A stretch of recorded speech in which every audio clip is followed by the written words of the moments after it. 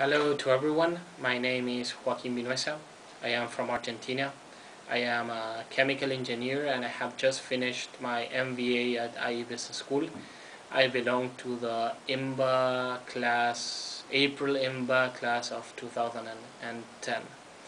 Before I came to IE, I used to work as a project manager in companies such as Kraft Food, which was the last company I worked for before coming to IE.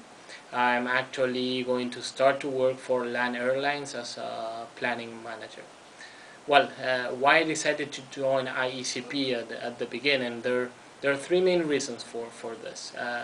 One has to do with an experience I wanted to live in IE. Actually, I was looking for an elective that had more about strategy and operations. It was pretty clear to me after we studied OM, and I had the belief from before that strategies don't have to be built from the top and trying to get them or force them to the bottom, but the other way around. You need to get to know your operations. You need to get to know your resources, what things you count on, what things you can make better, what things you can make more efficient, and know in deep your operations in order to establish a correct strategy. So having an experience in strategy and operations was kind of vital to me, and I wanted to have that, and I think that IECP was a perfect match for that. Moreover, it was a consultancy project, so it was not only having some academic studies and some academic stuff, but also working for a company in a consultancy project. Related to this, I wanted to have in my CV something that said operations, that said strategy, and that said consultancy too, and I think IECP was perfect for that. The second reason has more to do with academic stuff. I thought that doing consultancy in an academic safe environment was perfect as a first approach and as a first consultancy experience. I also had Amru as a teacher, and he is one of my favorite teachers. He's really intense, and he really wants us, the students, to learn and to take the most of every experience. So and I was pretty sure that this was going to be the case too. So I trusted a lot on the professor, and that the experience should be as intense and as insightful as operations management was. And the third reason was the company.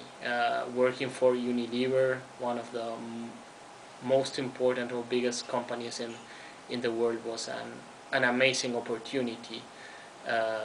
Also, reporting and being really close or being in touch with really top management was also a great opportunity. I thought I was willing to have, and I didn't want to lose the opportunity of doing it.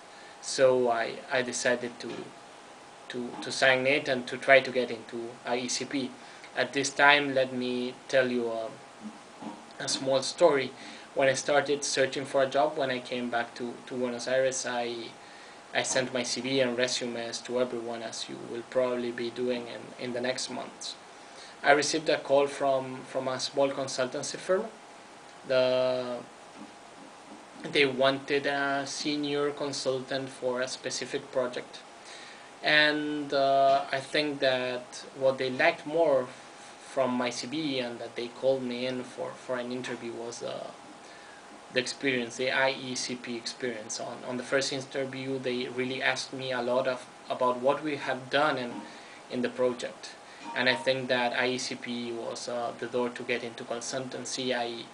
I made it after the first interview to the second interview, where I had the consulting cases, the typical consulting cases, and I was offered the job.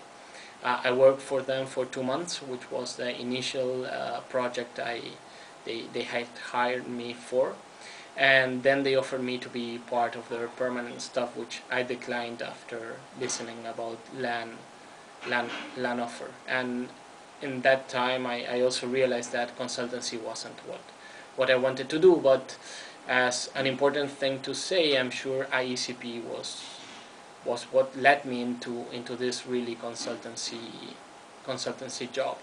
And as I told you before, it was a really amazing experience in doing operations, in doing strategy, and in doing consultancy.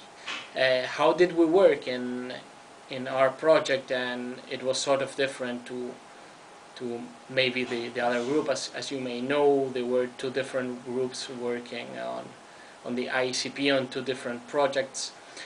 Our group worked on the Aranjuez plant near Madrid, and we had to work on some specific issues they had on their production site.